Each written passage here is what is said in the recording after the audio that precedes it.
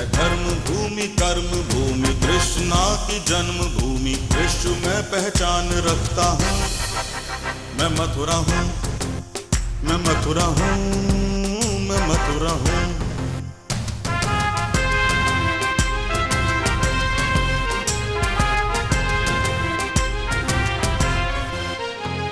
मैं प्रेम हूँ, मैं आस हूँ, मैं श्रद्धा का सैलाब हूँ, हर एक दिल में वास करता हूँ। मैं मथुरा हूँ, मैं मथुरा हूँ, मैं मथुरा हूँ।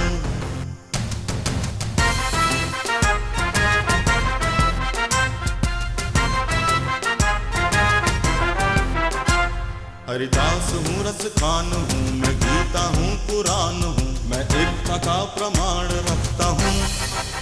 मैं मथुरा हूँ, मैं मथुरा हूँ, मैं मथुरा हूँ।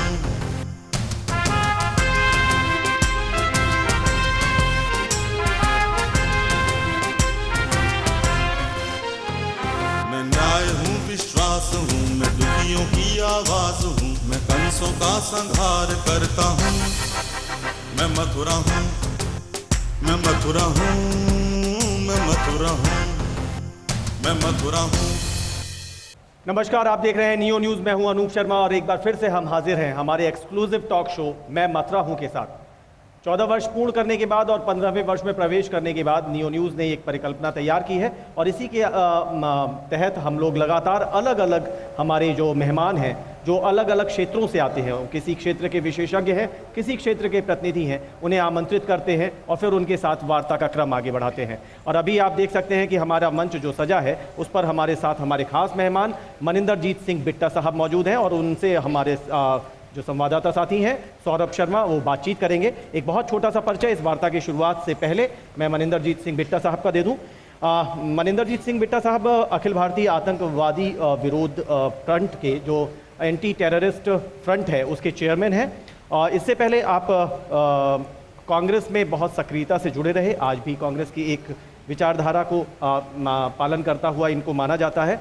लेकिन एक बड़ा बदलाव इनके जीवन में इस तौर पर देखने को मिला कि जिस प्रकार से देश में आतंकवादी घटनाएं घटी उसके बाद राजनीति से कहीं ना कहीं इनका मन उठता और इसके बाद इन्होंने जो वॉर विडोज हैं, जो विधवाएं हैं, सम्मानित वीरांगनाएं हैं, उनके कल्याण के लिए, शहीदों के परिवार के लिए, सैनिकों के कल्याण के लिए, सेवानिवृत्त सैनिकों के कल्याण के लिए बहुत सारी अपने सहयोग देने के लिए अपने आप को आगे किया और उस दिशा में काफ़ी महत्वपूर्ण काम किया है। चाहे व्यक्तिगत स्तर पर, चाहे सरकारों के स्तर पर, इन्होंने इस देश के सैनिकों की हितों की रक्षा के लिए हमेशा अपने आप को प्रस्तुत किया है। आज एक बार फिर से इस वृंदावन धाम में हमारी इस खास शो में हमारे मेहमान के तौर पर है मनिंदरजीत सिंह बिट्टा साहब। उनका बहुत बहुत स्वागत और सौरभ वार्ता को आगे बढ़ाएं।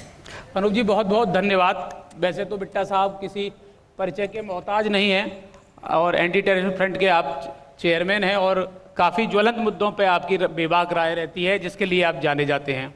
सर पहले तो बहुत बहुत स्वागत आपका कि आप हमारे इस खास प्रोग्राम में समय निकाल के यहाँ पर आए हैं।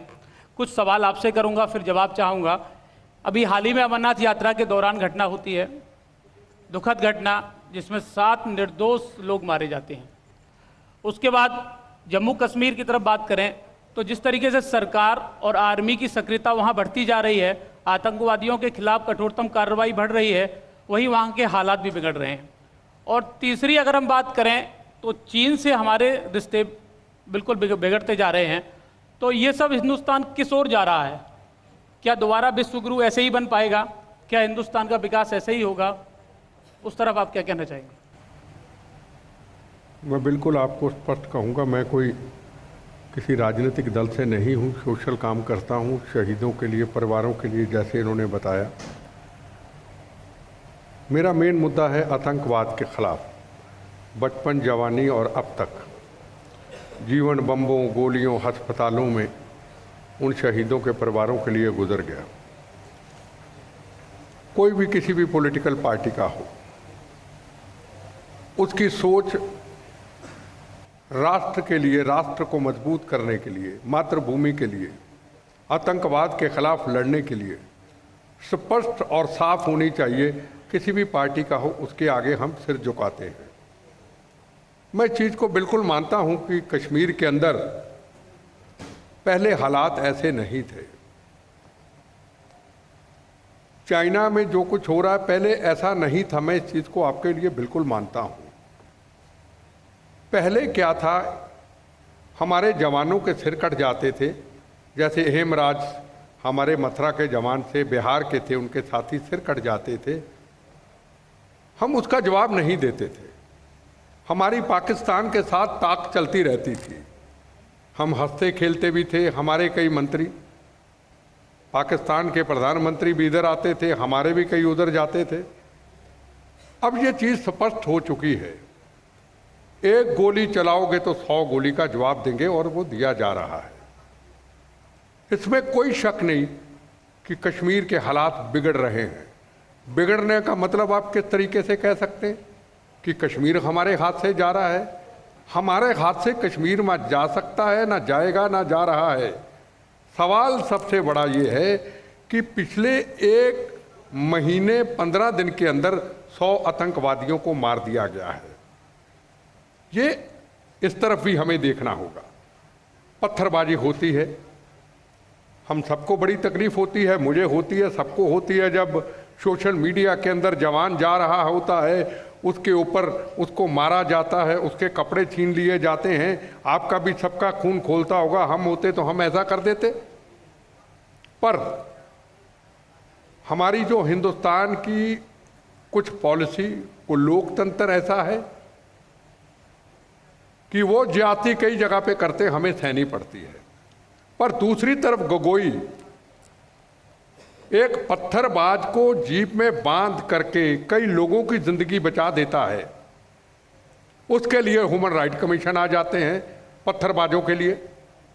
पर जवानों के लिए जो शहीद हो जाते हैं, या जवान जो लड़ते हैं मौत का कफन बांध करके, उसके लिए कोई ह्यूमन राइट नहीं आता। बड़ी बड़ी पॉलिटिकल पार्टियां अगर खड़ी होती हैं, वो पत्थरबाजों के लिए खड़ी होती हैं।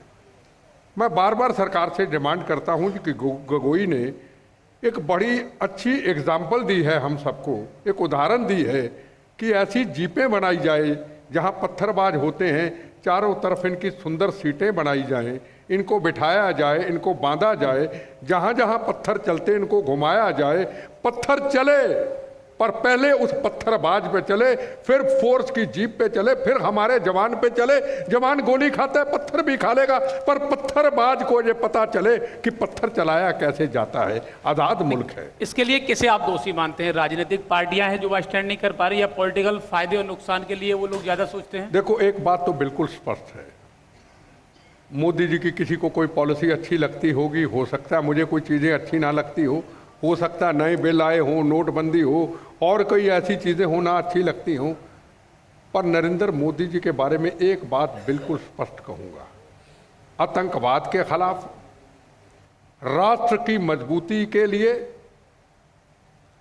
अपनी धर्म की रक्षा के लिए, वंदे मातरम के लिए उनकी नीति टोटल स्पष्ट है। बाकी कोई क्या है मुझे उससे को लेना देना नहीं, क्योंकि मेरी लड़ाई आतंकवाद के खिलाफ है, उसके लिए उनकी नीति बिल्कुल स्पष्ट है। कोई मेरे से बहस करना कर ले, मैं उसका जवाब देने के लिए तैयार हूं। ना मैं उनको मिला हूं, ना मिलना चाहता हूं, ना मेरा बीजेपी से कुछ लेना देना है। मुझे तो नरेंद्र मोदी की वो पॉलिसी अच्छी लगती है कि 18 जवान शहीद करके जाते हैं, और 10 दिन के अंदर अंदर पाकिस्तान में घुस करके 45 आतंकवादियों को ठोक के हमारे जवान जिंदा शहीद की तरह वापस आते हैं। मैं तो उस पॉलिसी के साथ हूं। बिट्टा साहब, लेकिन अभी इतने सब होने के बावजूद भी ऐसा लग रहा है कि दोबारा फिर एक सर्जिकल स्ट्राइक दोबारा होनी चाहिए, उसकी आवश्यकता नजर आ रही है आपको? आप कौन सी सर्जिकल स्ट्राइक की बात करते हैं? 115 आतंकवादी 1.25 महीने में ठोक डाले। अमरनाथ जाने वाले यात्रियों को, निर्दोष लोगों को गोली मार दी जाती है। देखो, 2 बातें हैं। मैं अमरनाथ यात्रा पे जाने वाला था,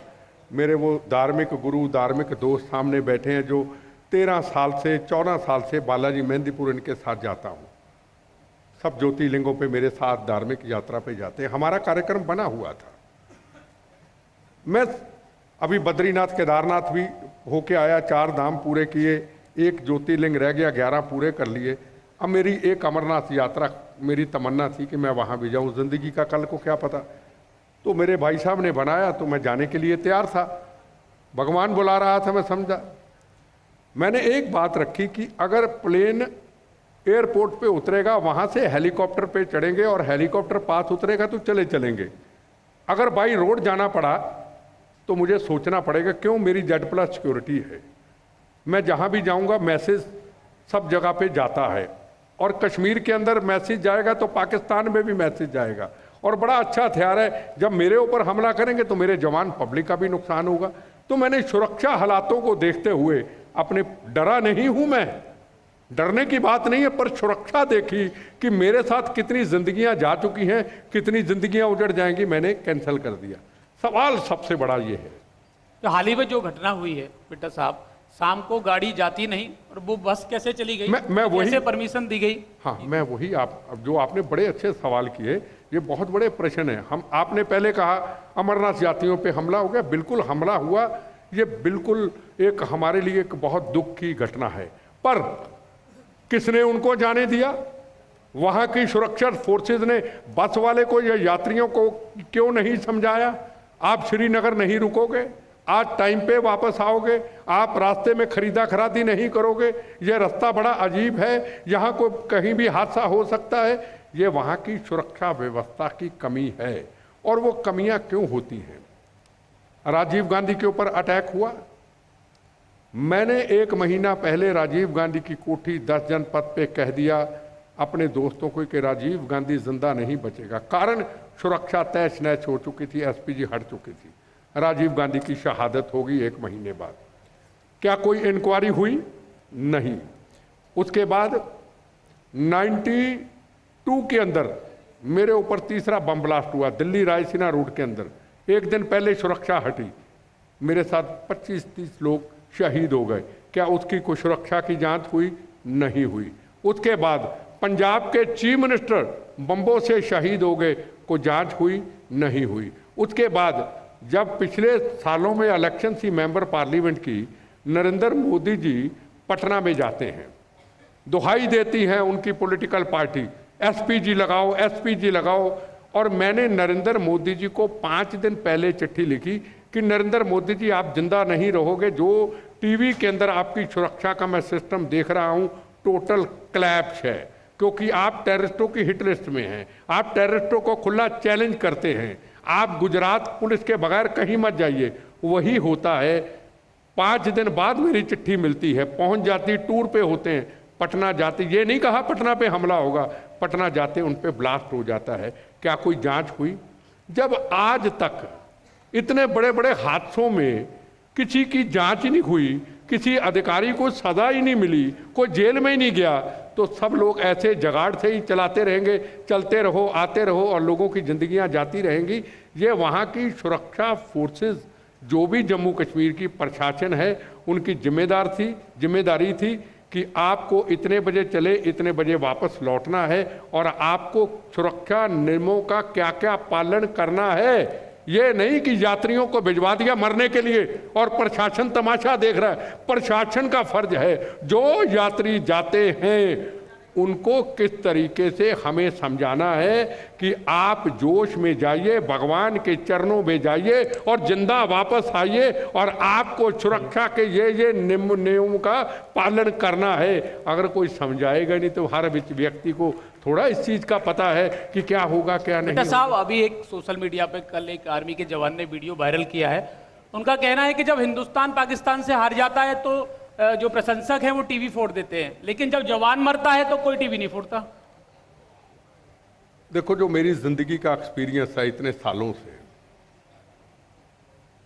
मैं जो अपनी जिंदगी में देखता हूं, देखूंगा या देखा था, रोते हैं कई बार हम बंद कमरों में।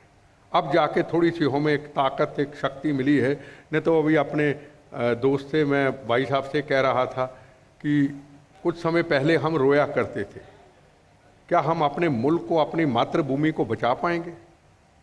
क्या हम मातृभूमि की आज़ादी की रक्षा कर पाएंगे? हर चीज़ दिखावटी हो गई, हर चीज़ एक ड्रामा बन के रह गई, हर चीज़ एक फोटो पॉलिटिक्स होगी। अगर जवान शहीद होता है हमें कोई दर्द उर्द नहीं होता, आम सड़क पे व्यक्ति को दर्द होता है। हम जो सोशल लोग हैं, जो टीवी अखबारों पे रोज आते हैं, हमें सिर्फ अपनी फोटो का होता है, कैंडल जगाते ऐसे फोटो खिंचाते। भगवान बुरा ना मानना मेरी बात को, ये सब ड्रामे ये ड्रामे जितनी देर तक बंद नहीं होंगे शहीदों के नाम के ऊपर, उतनी देर तक ये देश तरक्की नहीं करेगा। हम सिर्फ फोटो खिंचाना जानते हैं हिंदुस्तान के लोग, सिर्फ फोटो आनी चाहिए टीवी में। ये कैंडल जल लाइट दिखाई, ये शहीदों को सम्मानित किया, चल आगे कौन उनको लेके जाएगा नहीं। मैं रोज ये जिंदगी के तमाशे देखता हूं, 100 जगह पे जाता हूं, एक जगह पे सच मिलता है। और पाकिस्तान के अंदर वो आतंकवादी मरने के लिए आते हैं और हम कैंडल लाइट जगा के उनकी तसल्ली कराते हैं। और आपके सब बड़े बड़े चैनलों के अंदर बड़े बड़े रुमाल निकाल करके हम बहस करते हैं, तू मैं, तू मैं। शहीद की बॉडी घर आती नहीं है, परिवार सारा रो रहा होता है और हम चैनलों पे शाम को पहुंच जाते हैं और तू मैं। तेरे टाइम पे 26/11 हुई, तेरे टाइम पे पार्लियामेंट हुआ, तेरे टाइम पे दीनानगर का हुआ, तेरे टाइम पे पठानकोट का हुआ। कोई शहीद परिवारों से किसी का कोई लेना देना नहीं है, ये कड़वा सच है। कश्मीर में पत्थरबाजी होती है, फंडिंग भी यहीं कहीं से होती है। राजनीतिक पार्टियां सिर्फ चुनावी बातों के लिए इधर उधर की बातें करते हैं, लेकिन वो स्टैंड क्लियर नहीं हो पा रहा। कश्मीर को लोग देश के हिस्से की तरफ मानते हैं, लेकिन वो झंडा एक नहीं है, राष्ट्र एक है। ये कैसी एकता हुई? देखो, दो बातें हैं। ये पहली बार ऐसा स्टेप नरेंद्र मोदी जी की तरफ से उठाया गया।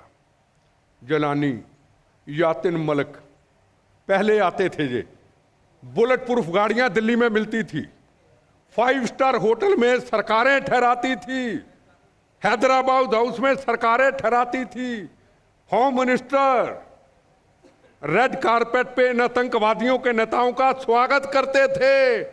अब इनकी ऐसी की तैसी यहां तरीक भुगतने के लिए आते, मुंह लटका करके। ये पैसा कहां से आया?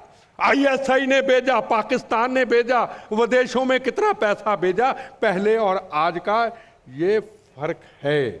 और जब सर्जिकल स्ट्राइक होती है तो केजरीवाल जैसे नेता जो वंदे मातरम, भारत माता की जय, हिंदू मुस्लिम सिख ईसाइयों के खून के बने तिरंगे झंडे अन्ना हजारे जी को लेकर के रामलीला ग्राउंड के अंदर आप भी सब उस आंदोलन में शामिल हो जाते हैं। मेरे जैसा भावुक व्यक्ति भी तिरंगा झंडा, भारत मां की जय, वंदे मातरम को लेकर के कांग्रेसी हो करके मैं उस आंदोलन में घर बैठा शामिल हो जाता हूं। पर इन लोगों को जब सत्ता मिल जाती है, एक कुर्सी सत्ता संभाल लेता है, दूसरे को धक्का देके गांधीवादी को उधर भेज देते हैं। और वे ये लोग भारत मां की जय कहने वाले, जवानों के लिए बात करने वाले, पार्लियामेंट में सवाल पूछते हैं, किसको पूछ के भेजा था सर्जिकल स्ट्राइक के लिए, जवानों के लिए जो मौत का कफन बांध के जाते हैं और जिंदा शहीद की तरह वापस आते हैं। ये भी बहुत बड़े पॉलिटिकल पार्टियों पे सवाल है। JNU में जिस तरीके से राष्ट्र विरोधी नारे लगे, किसी से छुपे नहीं है, और फिर राजनीतिक पार्टियां उन्हें सपोर्ट करती हैं और एक आइडल के तौर पे अपनी पार्टियों के लिए इस्तेमाल करती हैं। तो ये गलत मैसेज नहीं जाता कि राजनीतिक पार्टियों को भी ये सब सोचना चाहिए कि देश हित सर्वोपरि है, सिर्फ व्यक्तिगत हित ही नहीं? मैं जो पिछले टाइम पे हुआ सबसे बड़ी बात है कि आज भी मैं अपने दोस्त से यही बातों की, जब भी कहीं जाते हैं यही चर्चा करते हैं। विनोद अग्रवाल जी मेरे साथ हैं। हम लाल बहादुर शास्त्री जी और सरदार पटेल जी को छोड़ दीजिए, ये हिंदुस्तान के आखिरी लीडर थे जिन्होंने देश को आजादी दिलाई और उसके बाद आजादी की रक्षा की और उस आजादी की शहीदों की सोच पे ईमानदारी से पहरा दिया। उसके बाद हम सब बिगड़े हुए माहौल में चले गए। कड़वे सच की बात करूंगा, कुछ नेताओं ने हमें बिगाड़ दिया, कुछ हमने नेताओं को बिगाड़ दिया, कुछ प्रशासन ने हमें बिगाड़ दिया, कुछ हमने प्रशासन को बिगाड़ दिया।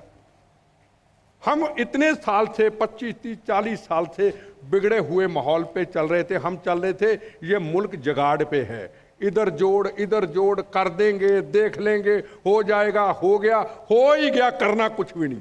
बुरा मत मानिएगा, यह जिंदगी का कड़वा सच है। अब वक्त आया है, मैं फिर कहूं, ना मैं बीजेपी का सपोर्टर हूं, ना मैं नरेंद्र मोदी जी का सपोर्टर हूं, ना मैं सरकार का सपोर्टर हूं। मैं उसके कड़वे सच का, कड़वी हकीकत का सपोर्टर हूं जो हमें डिसिप्लिन पे ला रहा है। हम उस माहौल में तकलीफ में हैं, मैं भी तकलीफ में हूं, आप भी तकलीफ में होंगे, आप भी तकलीफ में होंगे, क्योंकि कड़वा सच है।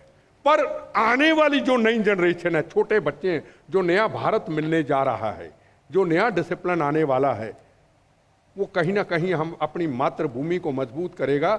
और राष्ट्र के प्रति अब एक आवाज शुरुआत हुई है, नहीं तो राष्ट्र के प्रति आवाज तो खत्म होती जा रही थी। हमारे धर्म को खत्म किया जा रहा था। राम सेतु को कह दिया गया था कि राम सेतु तो है ही नहीं। ऐसी चीजें चल चुकी थी। किसी ने भगवे कपड़े पहने हैं तो उसको कह दिया जाता था भगवा आतंकवाद, हिंदू आतंकवाद, ये कहा जाता था। आज वो नारे की धीरे धीरे समाप्त होने शुरू हुए। हमारी संस्कृति समाप्त हो रही थी, एक शुरुआत हुई है।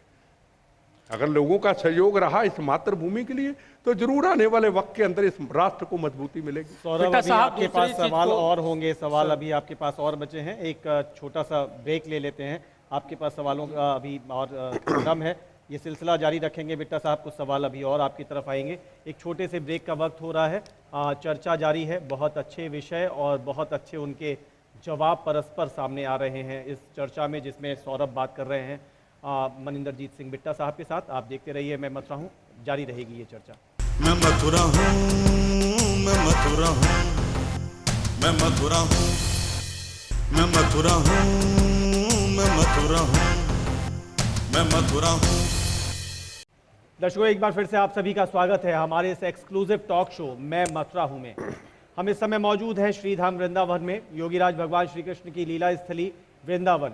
और मैं मथुरा हूँ का ये मंच जिस पे इस समय मौजूद हैं एंटी टेररिस्ट फ्रंट के चेयरमैन, इस देश में शहीदों के लिए, वॉर विडोज यानी वीरांगनाओं के लिए हमेशा अपने प्रयास जारी रखने वाले मनिंदरजीत सिंह बिट्टा साहब। और उनसे बातचीत कर रहे हैं हमारे साथी सौरभ। जी सौरभ। बिट्टा साहब, सबसे बड़ी बात ये आती है निकल के कि सिर्फ श्रद्धांजलि देना सिर्फ हिंदुस्तान का काम रह गया है क्या? जम्मू कश्मीर में अयूब पंडित जी को मार दिया जाता है, हम लोग श्रद्धांजलि की बात करते हैं। तमाम घटनाएं ऐसी हुई, लेकिन बार बार श्रद्धांजलि देके हम तीसरी कर लेते हैं। सिर्फ हमने कवच पकड़ रखा है, वो दूसरे हाथ में जो तलवार है वो सिर्फ दिखाने के लिए है। देखो, श्रद्धांजलि की जहां तक बात है, ये मैं फोर्स के लिए नहीं कह रहा हूं। हमारी फोर्स, हमारी आज की डिफेंस मिनिस्ट्री, हमारी आज की सीआरपीएफ, हम आज की पैरामिलिट्री फोर्सेस, उसको सरकार की तरफ से खुली छूट है। एक गोली चलती तो 100 गोली का जवाब देना है। ये श्रद्धांजलि की जो बात कर रहे हैं, ये हमारे पे लागू होती है। हम दिखावा करते हैं, जहां सच होता है मुझे पता चल जाता है। किसी शहीद परिवार को पैसे की जरूरत नहीं है, अगर है तो उसके घर में जाके उसकी मदद कर दो। उसके परिवार को जाके साल बाद, 6 महीने बाद, 4 महीने बाद पूछो कि आपको कोई तकलीफ तो नहीं। कोई पूछने नहीं जाता है, सिर्फ ये एक फोटो पॉलिटिक्स होती है। उसके बाद परिवार रुल ही जाते, को पूछता ही नहीं। अभी मसरा से मुझे एक फ़ोन आया कि उनका कुछ स्टैचू का उद्घाटन करना है। मैं उनको नहीं जानता, मेरे पे विश्वास है, मैं जाऊंगा। पहले भी मैं गया, आसपास कहीं वहाँ भी गया, हेमराज के भी गए। सवाल सबसे बड़ा कि परिवार ये फक्र महसूस करे हमारे लोगों के ऊपर, पॉलिटिकल पार्टियों के ऊपर, सोशल वर्कर के ऊपर, कि मुझे कोई तकलीफ हुई मेरे लिए ये खड़ा होगा। वो कहता मुझे पैसे मत दो, मुझे अवार्ड मत दो, ये 500 रुपये का, 200 रुपये का अवार्ड मत दो। क्या देते क्या है? हम 150 रुपये का अवार्ड खरीदते हैं हमसे जनाब, और 125 रुपये की शाल देते हैं। और ये ऐसे पकड़ा के ऐसे फोटो खिंचाते फिर शाल डाल देते। मुझे बताओ ये क्या अवार्ड है? मैं पूछना चाहता हूं आपसे, क्या ये दिखावा नहीं है? कोई है ऐसा व्यक्ति जो घर में जाके उस परिवार की मदद करे, उसकी बच्चों की शादी पे जाए? कोई नहीं जाता है। ये हिंदुस्तान की असली तरवीज है। भारत मां की जय, वंदे मातरम, बस यही रह गया। भारत मां की जय, वंदे मातरम जनाब कहना बड़ा आसान है, उसके रास्ते में कांटे ही कांटे हैं। जरा चल के देखो, दिल में देशभक्ति चाहिए। दिखावे मत करें, फोटो पॉलिटिक्स मत करें। शहीदों की बड़ी समस्याएं हैं, हम फोटो पॉलिटिक्स करते हैं। एक सवाल बिट्टा साहब, अभी कल ही मैं देख रहा था टीवी चैनल्स पे, तो थोड़ा सा मुझे भी उसमें लगा कि थोड़ी इचनेस हुई दिमाग में। जब ये गुजरात के नंबर वाली बस पर, चाहे इसे इत्तेफाक कहें या आतंकवादियों की रणनीति, मैं उसमें डिटेल में नहीं जा सकता बिकॉज उसमें अभी इन्वेस्टिगेशन चल रही होगी, लेकिन उस पर हमने संदीप दीक्षित साहब का एक स्टेटमेंट सुना, अलका लांबा का स्टेटमेंट सुना और हार्दिक पटेल का स्टेटमेंट सुना। उन तीनों ने कहा कि जो अमरनाथ यात्रियों की बस पर हमला हुआ है, उनका ये अनुमान था कि शायद ये गुजरात के इलेक्शन को इन्फ्लुएंस करने के लिए मैं था। आपकी तो बात, इस पे क्या कमेंट आप? मैं समझ गया आपकी बात को। सोशल मीडिया का युग आ चुका है। हम लोग तो सोशल मीडिया में थोड़ी देर आए देखा, अब हम दूर चले गए। आजकल क्या है कि आज हमें टेलीविजन की जरूरत नहीं है, हमें अखबारों की अब जरूरत नहीं है। हम खुद ही पत्रकार बन बैठे। बुरा ना मनाना। सुबह कोई उठता है, तेरी ऐसी की तैसी, फलाना डिगड़ा, माँ बहन, जो गंदा गला घटिया बोल करके इस देश की संस्कृति को खराब करके और रख के शुरू कर देता, आगे जिताने शुरू हो जाते। सवाल सबसे बड़ा यह है, क्या गुजरात हिंदुस्तान का हिस्सा नहीं है? अगर गुजरात की बस पे हमला हुआ है, मैं ये महसूस करता हूं कि इस चीज को सुरक्षा एजेंसियों ने सोचा ही नहीं। गुजरात की बस थी, बैनर बड़ा था, वहां के प्रधानमंत्री नरेंद्र मोदी जी हैं, उनको तकलीफ देने के लिए कि आपके गुजरात के लोगों के ऊपर मैंने जानबूझ के हमने हमला किया है, तो सुरक्षा फोर्सेस को चाहिए था। जहां तक संदीप डिस्ट्रिक्ट की बात है, ये कोई इंसान थोड़ा है। इन्होंने को बॉर्डर पे लड़ाई लड़ी है। इनकी मां तीन बार चीफ मिनिस्टर रही। इन्होंने तो कमाया पैसा लूटा है इस मातृभूमि को। अब और नेताओं की क्या बात करूं, मीडिया में किसी ना किसी तरीके से आना है, सोशल मीडिया के थ्रू तो ऐसे बयान देते हैं, इनके बयानों का कोई असर नहीं है। गुजरात का जाए या कहीं का जाए, वो एक हिंदुस्तानी है। पर हां, गुजरात के बस के ऊपर हमला होना, उनकी सोच और है, मेरी सोच सुरक्षा पॉइंट ऑफ व्यू से है। राइट। अगर आपकी बात को मैं कहूं तो इधर प्राइम मिनिस्टर के होम स्टेट को उन्होंने टारगेट किया और इसी चीजों से सौरभ ने शुरुआत की थी। कश्मीर में जितना ज्यादा इंटरफेरेंस गवर्नमेंट का और आर्मी का बढ़ रहा है, वहां पर बहुत सारी चीजें देखने को मिलती हैं, एक रिएक्शन देखने की बात। और इसी तरीके से इस अमरनाथ यात्रियों, चाइना जिस तरह से बौखलाया हुआ है, तो क्या इसको ये माने, मैं आपके एक्सपीरियंस पे सिर्फ बात कर रहा हूं, बिकॉज आप बहुत स्टडी करते हैं इन सब गतिविधियों और चीजों पर, तो क्या ये लगता है कि जैसे कहते हैं ना, बुझने से पहले दिया बहुत फड़फड़ाता है, ये कुछ उस प्रकार का साइन है? देखो, पहले चाइना में क्या था, वो कुछ भी करते रहते थे, हमारी फोर्सेज पीछे ही रहती थी। आपने पहली बार देखा होगा, चाइना अगर उनकी फोर्स हमारी सरहद पे आने लगी तो हमारे जवानों ने जफ्फा डाल करके भारत मां की जय बोल करके उलझे और कहा ये मातृभूमि है, आधा इंच आगे नहीं आने देंगे। क्या ये छोटी सी बात है? ये मातृभूमि क्या धर्मशाला है? पाकिस्तान आए, चाइना आए, बांग्लादेश आए, नेपाल आए और हमारे देश पे कब्जा कर दे। चाइना को ये बता दिया है कि ये वो 1965 का भारत नहीं है। ये भारत तेरी हर हरकत का मुकाबला करने के लिए तुम्हें चैलेंज करता है। और हमारे 20 जवानों ने चैलेंज किया, आने नहीं दिया। अगर पहले कोई और गवर्नमेंट होती तो कहना, आओ जी, चाय पियो जी, बिस्कुट खाओ जी, बैठो जी। अब कहते तेरी ऐसी की तैसी, इधर आ तुम्हें था मारेंगे गोली। ये आज हिंदुस्तान की स्थिति है। पर हमें लग रहा है आज चाइना है, आज कश्मीर है, आज पत्थरबाजी है, आज वहां आगजनी है। सवाल ये है, ये जो मसला हल होगा ये गोली से होगा। इनकी जड़ों को उखाड़ करके ठीक करके आपके हाथ में देंगे। होगा तो गोली से, गोली का जवाब से होगा, जैसे पंजाब में किया गया। बिट्टा साहब, ये किस प्रकार के स्वर हैं? बिट्टा साहब को हम लोग वही जानते हैं जो कांग्रेस गवर्नमेंट में मंत्री रहे, इंदिरा गांधी जी की विचारधारा को पोषित करते थे, राजीव जी के साथ चलते थे। अब देखिए कितना, मतलब किस तरीके से, जब आप कहते हैं कि जब आप कहते हैं कि जब इससे पहले गिलानी को बुलाया जाता था और रेड कार्पेट वेलकम देते थे, अब वो नहीं है, तो कैसे बदल रहा है? ये सब चीजें कैसे बदल रही हैं? दो बातें हैं। इंदिरा गांधी ने बांग्लादेश के, पाकिस्तान के टुकड़े टुकड़े किए। इंदिरा गांधी ने डट करके पाकिस्तान के साथ लड़ाई ली, उसका एक जज्बा था। राजीव गांधी जी ने भी लड़ाई लड़ी, इसमें कोई शक नहीं। श्रीलंका, सब कुछ उन्होंने किया, अपनी जान की उन्होंने कुर्बानी दी। नरसिम्हा राव ने पंजाब को अमन शांति दिया। नरसिम्हा राव एक बड़ा देशभक्त व्यक्ति थे। सवाल है कि उसके बाद हमारी राजनीति टोटल सिस्टम क्लैप्स हो गया। हमने कंप्रोमाइज करने शुरू कर दिए, हमने आतंकवादियों के आगे घुटने देख दिए और आज अगर नरेंद्र मोदी जी अच्छा कर रहे हैं तो उनके लिए अच्छा कहने में मुझे क्या बुराई है? आप योगी जी के लिए भी अच्छा कहते हैं? हैं? योगी जी के लिए भी अच्छा कहते हैं? बिल्कुल, योगी बिल्कुल अच्छा कर रहे हैं योगी जी, इसमें कोई शक नहीं। ये गौ रक्षक का जो चल रहा है मामला, ये कंट्रोल में आना चाहिए।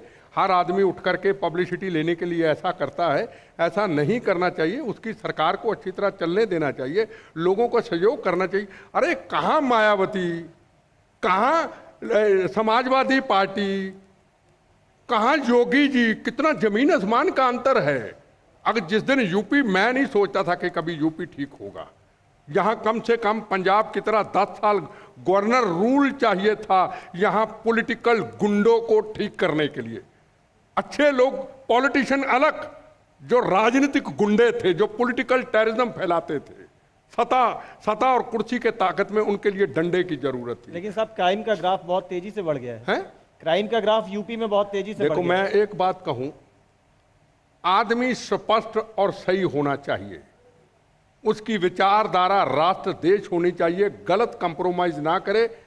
इतना बड़ा यूपी है, इतना बिगड़ा हुआ यूपी का माहौल पॉलिटिशियनों ने कर दिया है, उसको ठीक करने के लिए टाइम तो लगेगा, वक्त तो लगेगा उसको। उत्तर प्रदेश के अभी जवान शहीद हुए और जब मुख्यमंत्री का कार्यक्रम वहाँ श्रद्धांजलि के लिए लगा तो वहाँ के अफसरों ने वहाँ रेड कारपेट बिछा दी, एसियां लगा दी, सोफे डाल दिए गए, लेकिन जब वो वहाँ से गए तो सब उखाड़ के ले गए। तो ये कैसी देशभक्ति है?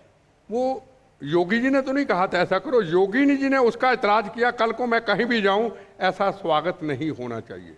और शहीद के परिवार के अगर घर में जाएं तो अधिकारी भी ये समझ लें, जैसा है वैसा ही सिस्टम रहना चाहिए, को वीवीआईपी ट्रीटमेंट नहीं होना चाहिए। उन्होंने भी कहा ये गलत है, ऐसा नहीं होना चाहिए। सौरभ, इंटरप्ट कर रहा हूं, एक सवाल आ रहा है, तो अपनी चर्चा जारी रखना। कुंजलता जी एक सवाल पूछना चाहती हैं जी। Good evening sir, I am Sufiya Akhlaq. आतंकवाद का सलूशन क्या है सर?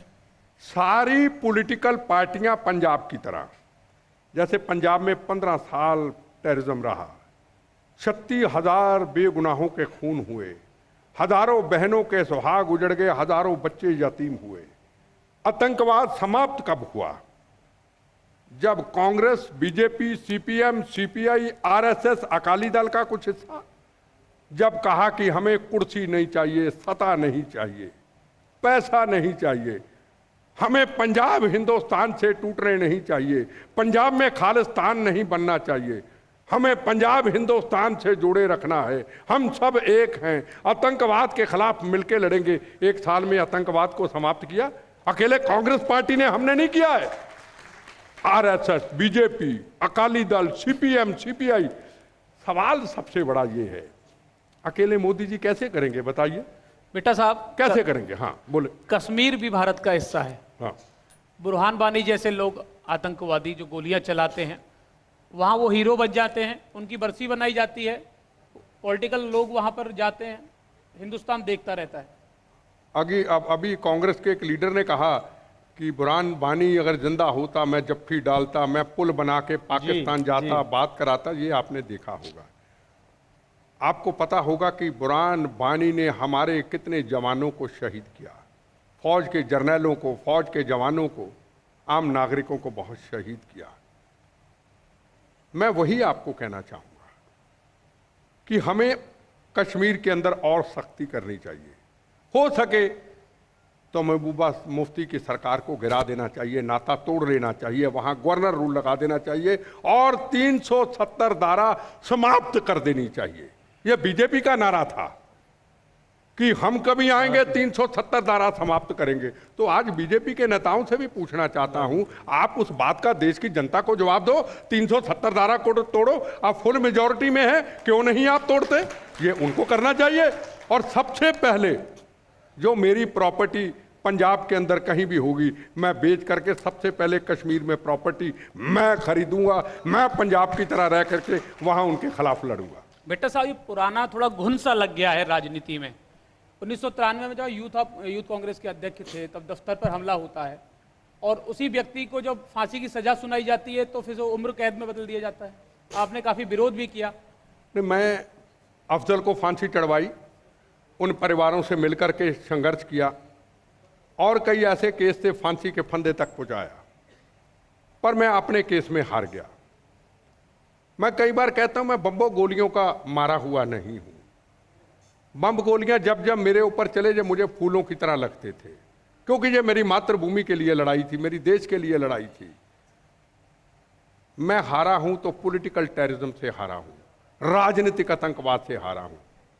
कहते हैं ना, दुश्मनों के सितम का खौफ नहीं, अपनों की वफा से डरते हैं।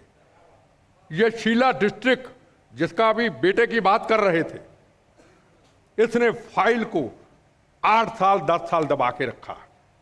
ये राष्ट्रपति भवन, ये लॉ मिनिस्ट्री, ये होम मिनिस्ट्री, ये चीफ मिनिस्टर, 15 किलोमीटर में फाइल 10 साल घूमती रहती है।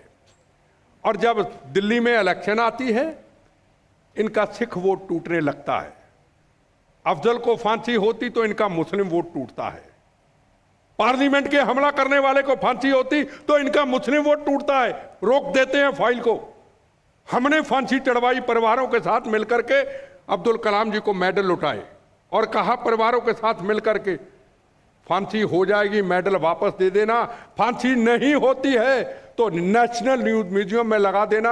आने वाली जनरेशन देखेगी कि जिस अफजल ने कांग्रेस, बीजेपी, सीपीएम, सीपीआई बड़े बड़े नेताओं को मारा या मारने की कोशिश की, जवानों को शहीद किया, उनके लिए यही नेता खड़े हो गए।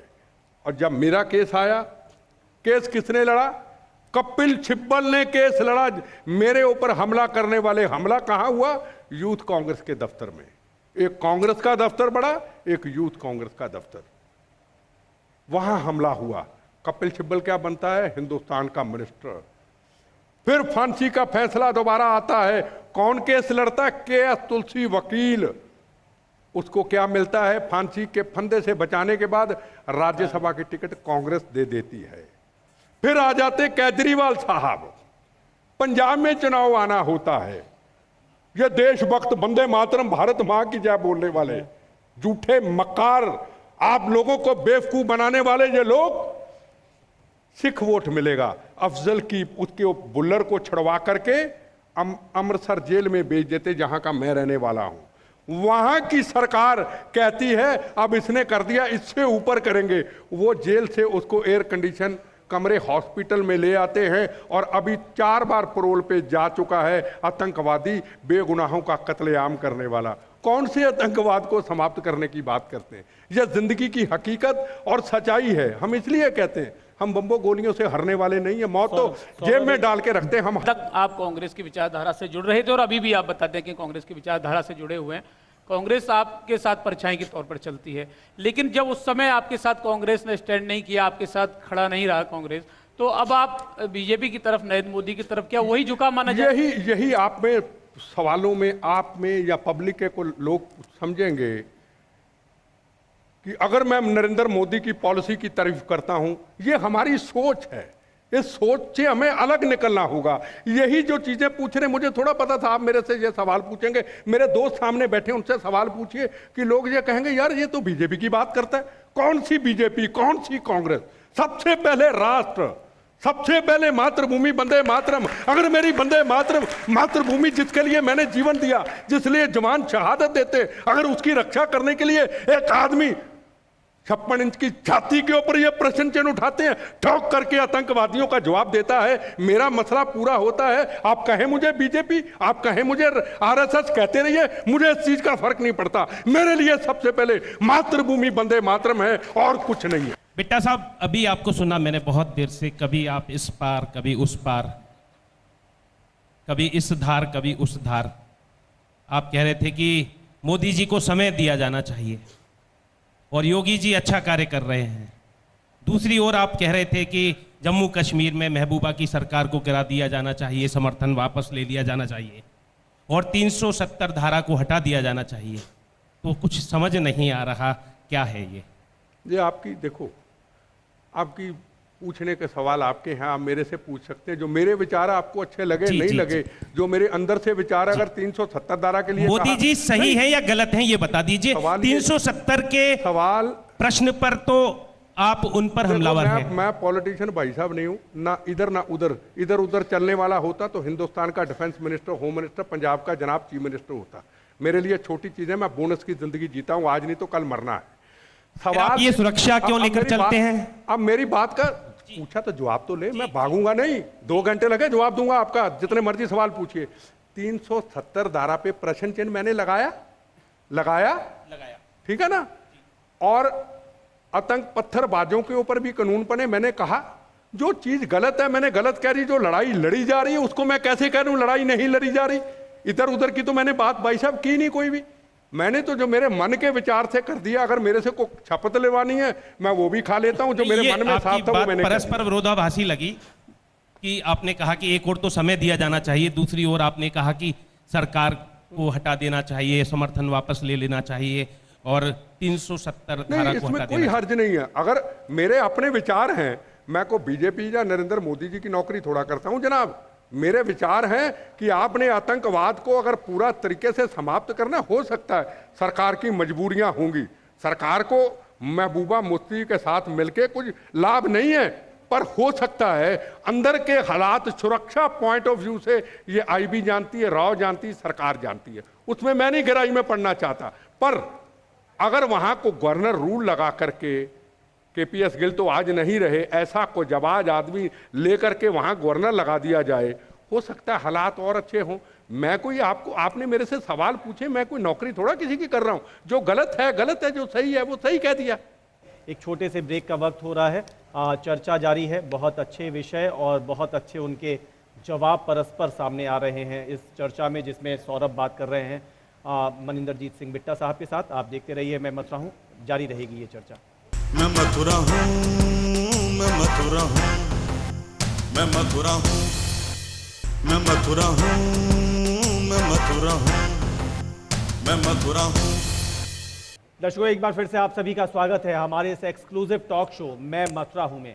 बिट्टा साहब, हमें तो आप फिट नजर आते हैं गवर्नर के तौर पर कश्मीर के। देखो, मैं पूरे देश में जाता हूं, पूरे देश में यूनिवर्सिटी, कॉलेज, आप जैसे सोशल फंक्शनों में आपको सिर्फ खुश करने वाली बात नहीं थी, लेकिन जहां पर जाकर के जब भावनाएं सैलाब के तौर पर सामने आती हैं और जहां सही को सही और गलत को गलत कहने का आप मादा उठाते हैं, और कांग्रेस की अभी तक आप शेडो माने जाते हैं, उस सबके बावजूद आप जाकर के मोदी की तारीफ करते हैं, तो वहां जाकर के सवाल है, तो थोड़ा सा क्या कुछ आगे जाके अपने आप को एनलार्ज करेंगे आप? ऐसा लगेगा कि पुरानी चीजों से आप अपने आप को अगर देंगे और किसी नए लेप में नजर आएंगे? अगर मुझे को फ्री हैंड दे दे, वहां पे पंजाब में आतंकवाद किसने समाप्त किया था? सरदार बेअंत सिंह, हमने, केपीएस गिल, उन्होंने AK-47 चला के गोली का जवाब गोली दिया, हमने इसको AK-47 बना करके आतंकवादियों का जवाब दिया। अगर को मुझे फ्री हैंड जिम्मेदारी दे दे, मैं लालची लूलची नहीं हूं, मुझे इन चीजों से बहुत दूर हूं। मुझे बड़ी टिकटें लोगों ने राज्यसभा देने की कोशिश की, जिंदगी में तमन्ना ही नहीं है। अगर ऐसी खतरनाक जगह पे ठीक करने के लिए कुछ जिम्मेदारी देके फ्री हैंड दे दे, इनकी ऐसी की तैसी इनके चने चबा दूं पंजाब की तरह। तो ऐसी कौन सी बात है? बेटा साहब, आतंकवाद जैसे पैर पसार रहा है? तो क्या जो आतंकवाद जैसे पैर पसार रहा है, क्या लग रहा है बाहरी आतंकवाद से पहले हमें घरेलू आतंकवाद से लड़ना पड़ेगा? मैंने आपको पहले भी कहा कि पॉलिटिकल पार्टियां जिस तरीके से पंजाब के अंदर एक हुई, हमारे लिए उदाहरण है। अगर हिंदुस्तान की पॉलिटिकल पार्टियां पूरे देश के अंदर एक हो जाएंगी, 1 साल के लिए, मैं नहीं कहता 2 साल, 1 साल क्रिटिसाइज ना करें और मिलकर के कहें कि राष्ट्र हमारा मुद्दा है, आतंकवाद को साफ करना हमारा मुद्दा है, हम मिलकर के पार्लियामेंट के अंदर हाथ उठा करके दुनिया को, देश को बताते हैं कि आतंकवाद, नक्सलिज्म, इसको समाप्त करना है।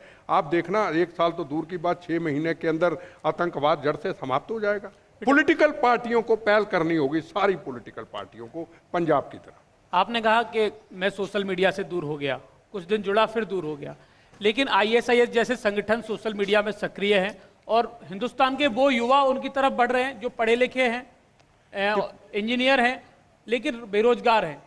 तो मैं बिल्कुल आपका जवाब सही देता हूं। सवाल सब मैं फिर कहूं, हिंदुस्तान के अंदर दिखावा बहुत है जनाब।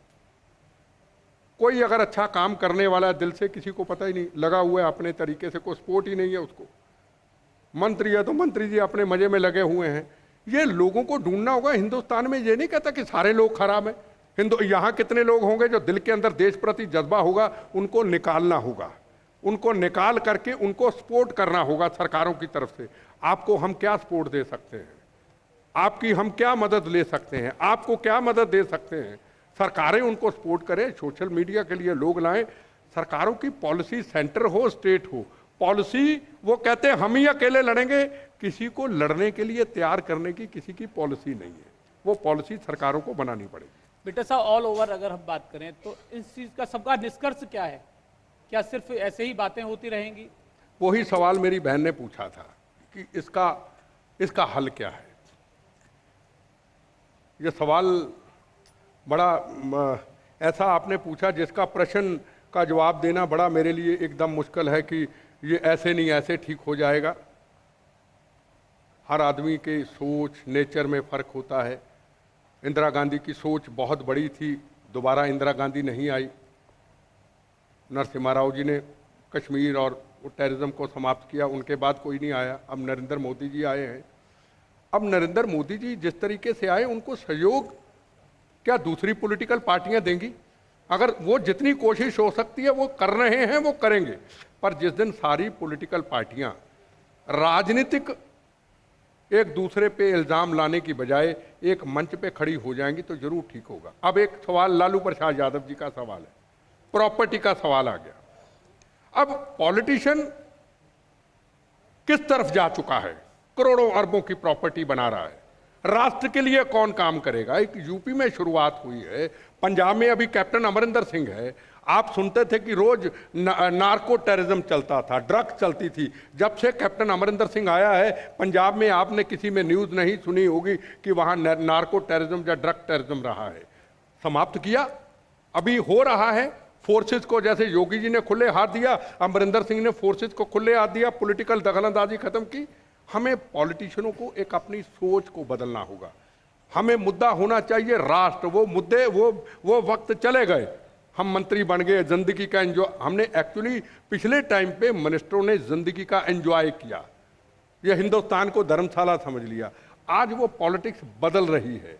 उस पॉलिटिक्स को जरा पूरी तरह बदल लेंगे, जरूर इस मुल्क के अंदर आतंकवाद भी समाप्त होगा और हमारी देश की संस्कृति और हमारा भारतवर्ष भी मजबूत होगा। प्रधानमंत्री नरेंद्र मोदी जहां विदेशों की यात्रा कर रहे हैं, कई जगह हिंदुस्तान की छवि बहुत अच्छी सुधरी है, तो क्या लगता है जो विरोधी हैं पाकिस्तान, चीन, उन पर असर पड़ रहा है जिस तरीके वो बौखला रहे हैं?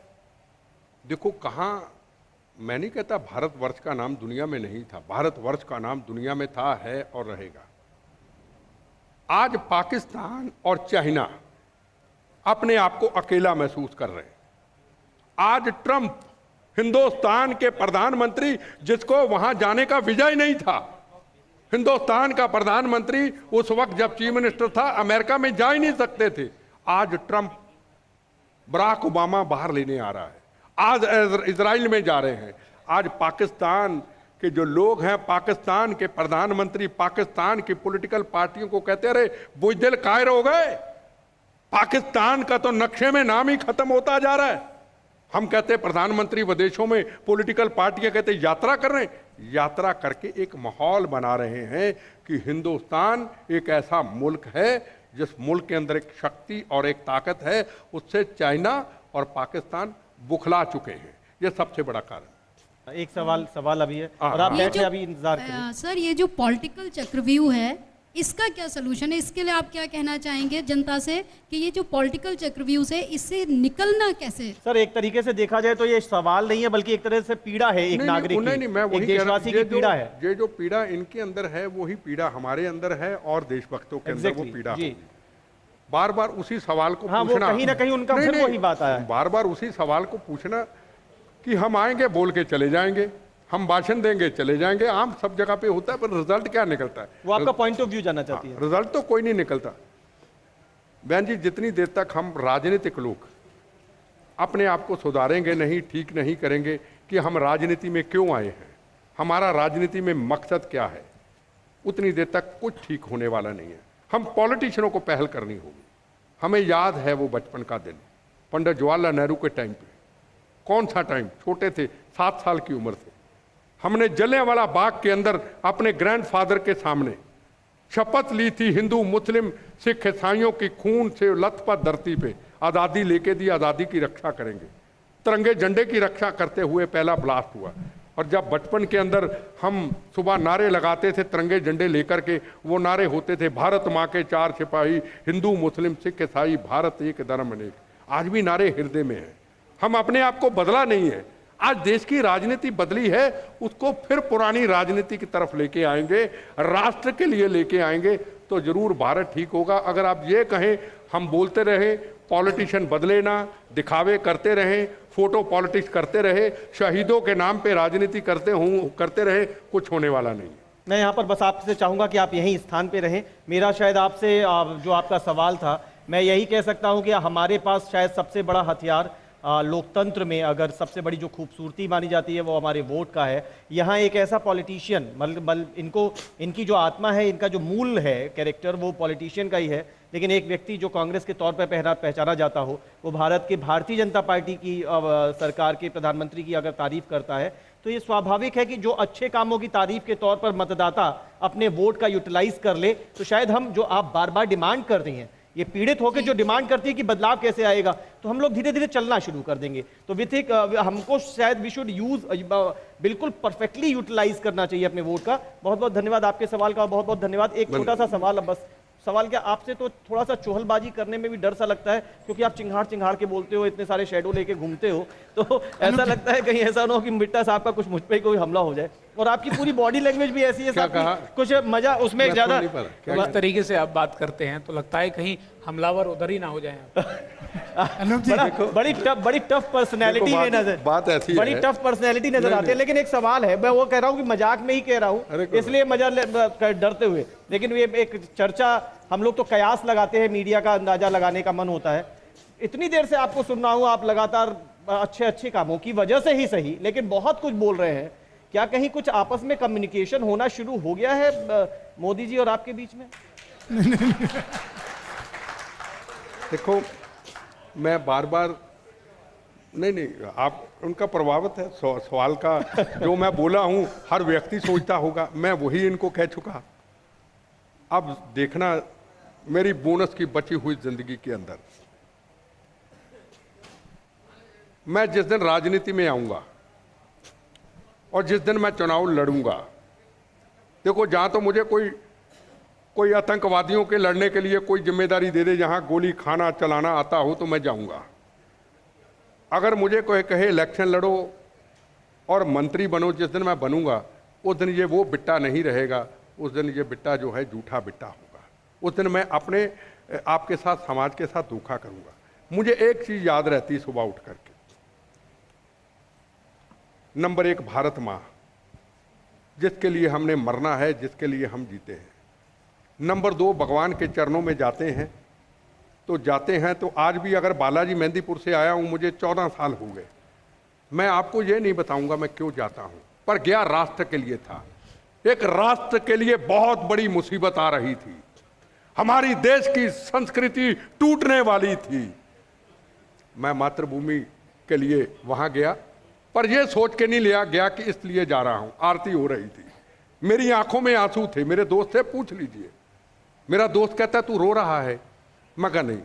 आरती हो गई, बाहर आया, मैंने भगवान से कुछ मांगा, हनुमान जी के हाथ जोड़ के कुछ राष्ट्र के लिए मांगा। बाहर आया, अपने दोस्त को बोला रेडियो लगाओ, रेडियो लगाया, जो मांगा था हनुमान जी से वो हुआ, और कहा हनुमान जी महाराज जितनी देर मैं जिंदा रहूं, मेरा शरीर चलने के लायक रहे, हर शनिवार या मंगलवार हर महीने में कभी ना कभी चरणों में हाजिरी भरूंगा। मैं हाजिरी भर रहा हूं।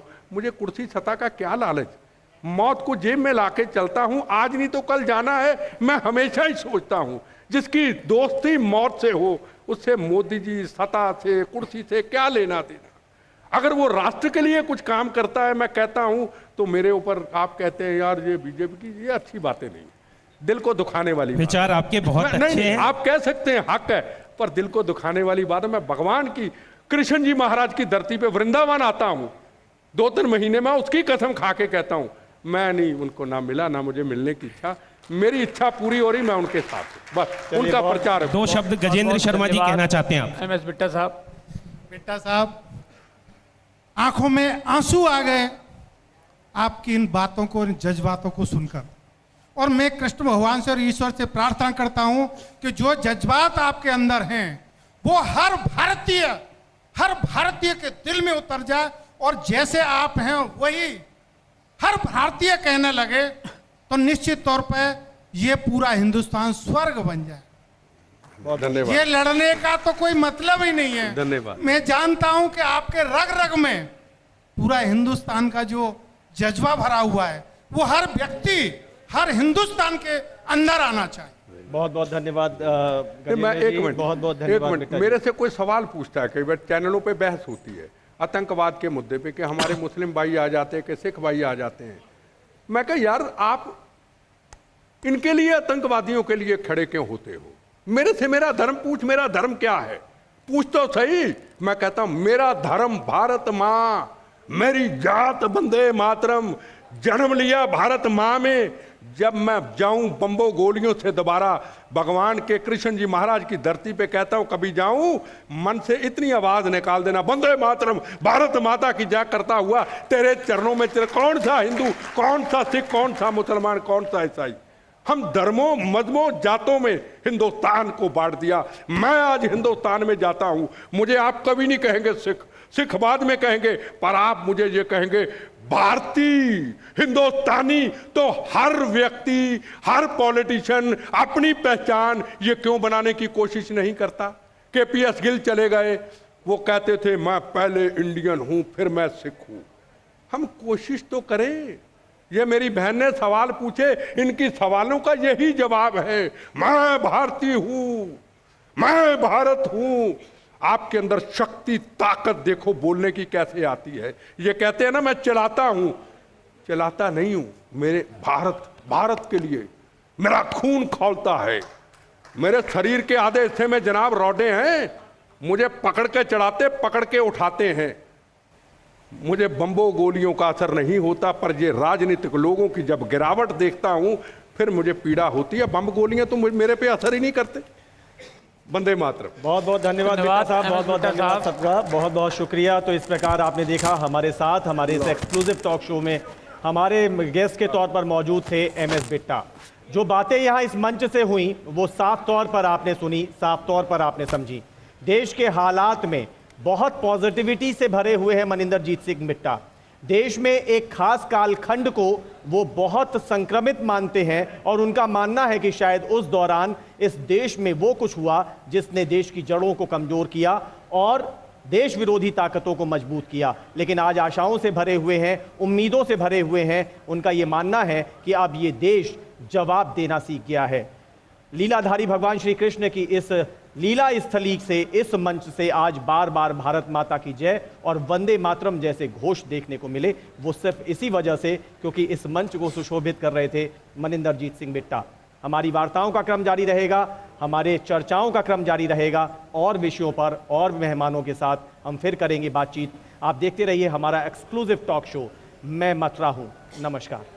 मैं धर्म भूमि, कर्म भूमि, कृष्णा की जन्म भूमि, विश्व में पहचान रखता हूँ।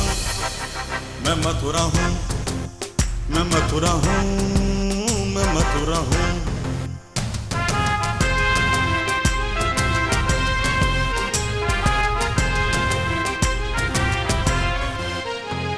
मैं प्रेम हूँ, मैं आस हूँ, मैं श्रद्धा का सैलाब हूँ, हर एक दिल में वास करता हूँ। मैं मथुरा हूँ, मैं मथुरा हूँ, मैं मथुरा हूँ।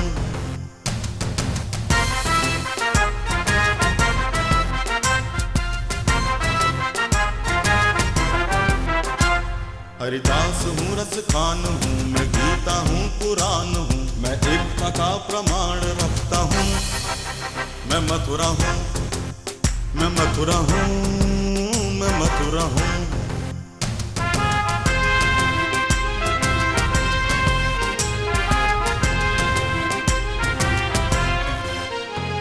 मैं न्याय हूँ, विश्वास हूँ, मैं दुखियों की आवाज हूँ, मैं कंसों का संहार करता हूँ। मैं मथुरा हूँ, मैं मथुरा हूँ, मैं मथुरा हूँ, मैं मथुरा हूँ।